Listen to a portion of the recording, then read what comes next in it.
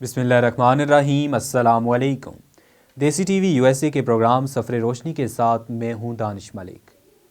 باب العلم سیدنا حضرت علی رضی اللہ تعالیٰ عنہ کے فضائل و مناقبت اور کردار و کارناموں سے تاریخ اسلام کے اوراق روشن ہیں، جس سے قیامت تک آنے والے لوگ ہدایت و رہنمائی حاصل کرتے رہیں گے۔ حضرت سعد بن ابی وقاص رضی اللہ تعالیٰ عنہ سے روایت ہے کہ حضور صلی اللہ علیہ وآلہ وسلم نے حضرت علی رضی اللہ تعالیٰ عنہ سے فرمایا کہ تم میری طرف سے اس مرتبے پر ہو جس مرتبے پر حضرت ہارون علیہ السلام حضرت موسیٰ علیہ السلام کی طرف سے تھے، مگر بات یہ ہے کہ میرے بعد کوئی نبی نہ ہوگا۔ آپ رضی اللہ تعالیٰ عنہ کا نام علی، لقب حیدر و مرتضیٰ، کنیت ابو الحسن اور ابو تراب ہے۔ آپ رضی اللہ تعالیٰ عنہ کا نسب حضور صلی اللہ علیہ وآلہ وسلم کے بہت قریب ہے۔ آپ رضی اللہ تعالیٰ عنہ کے والد ابو طالب اور حضور صلی اللہ علیہ وآلہ وسلم کے والد حضرت عبداللہ دونوں بھائی ہیں۔ آپ رضی اللہ تعالیٰ عنہ کی والدہ فاطمہ بنت سعد تھیں۔ ماں باپ دونوں طرف سے آپ ہاشمی تھے۔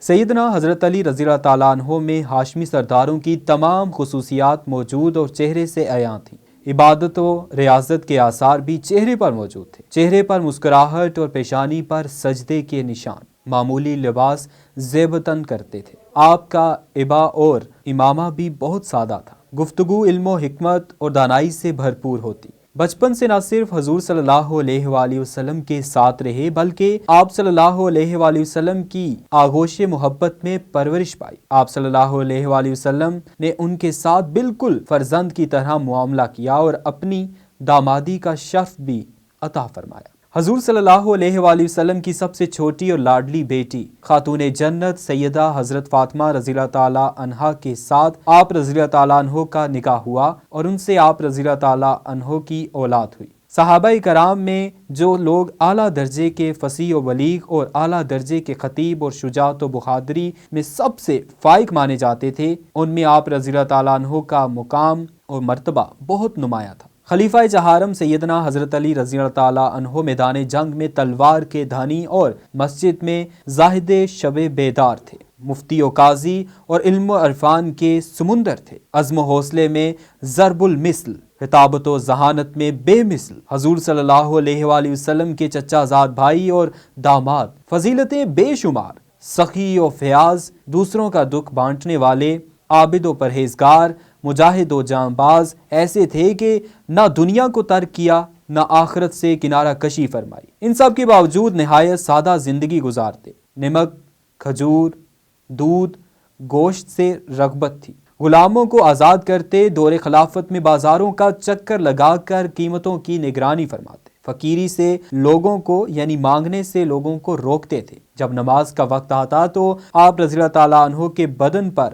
لرزہ طاری ہو جاتا اور چہرے پر زردی چھا جاتی۔ کسی نے اس کی وجہ پوچھی تو فرمایا، اس امانت کی ادائیگی کا وقت ہے جسے اللہ تعالیٰ نے آسمانوں، زمین اور پہاڑوں پر اتارا تو وہ اس بوجھ کو اٹھانے سے عاجز ہو گئے۔ آپ میں عجز و انکساری نمایاں تھی۔ اپنے عہدے خلافت میں بازاروں میں تشریف لے جاتے، وہاں جو لوگ راستہ بھولے ہوئے ہوتے انہیں راستہ بتاتے، بوجھ اٹھانے والوں کی مدد کرتے۔ تقویٰ اور خشیت الہی آپ رضی اللہ تعالیٰ عنہ میں بہت زیادہ تھی۔ ایک بار آپ ایک قبرستان میں بیٹھے تھے کہ کسی نے کہا، اے ابو الحسن، یہاں کیوں بیٹھے ہوئے ہیں؟ فرمایا، میں ان لوگوں کو بہت اچھا ہم نشین پاتا ہوں، یہ کسی کی بدگوئی نہیں کرتے اور آخرت کی یاد دلاتے ہیں۔ ایک مرتبہ آپ رضی اللہ تعالیٰ عنہ قبرستان تشریف لے گئے اور وہاں پہنچ کر قبر والوں کی طرف متوجہ ہو کر فرمایا، اے قبر والو، اے بوسیدگی والو، اے وحشت و تنہائی والو، کہو کیا خبر ہے، کیا حال ہے؟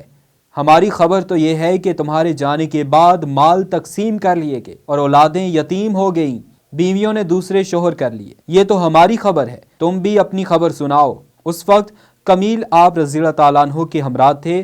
وہ بیان کرتے ہیں کہ اس کے بعد حضرت علی رضی اللہ تعالیٰ عنہ نے فرمایا، اے کمیل، اگر ان مردوں کو بولنے کی اجازت ہوتی تو یہ جواب دیتے کہ بہترین سامان آخرت پرہیزگاری ہے۔ اس کے بعد آپ رضی اللہ تعالیٰ عنہ رونے لگے اور فرمایا، اے کمیل، قبر اعمال کا صندوق ہے اور موت کے وقت یہ بات معلوم ہوتی ہے۔ ایک مرتبہ حضرت امیر معاویہ رضی اللہ تعالیٰ عنہ کے اصرار پر زرار اسدی رحمۃ اللہ علیہ نے سیدنا حضرت علی رضی اللہ تعالیٰ عنہ کے اوصاف و صفات بیان کرتے ہوئے کہا، اللہ کی قسم، حضرت علی رضی اللہ تعالیٰ عنہ بڑے طاقتور تھے، فیصلے کی بات کہتے تھے اور انصاف کے ساتھ حکم دیتے۔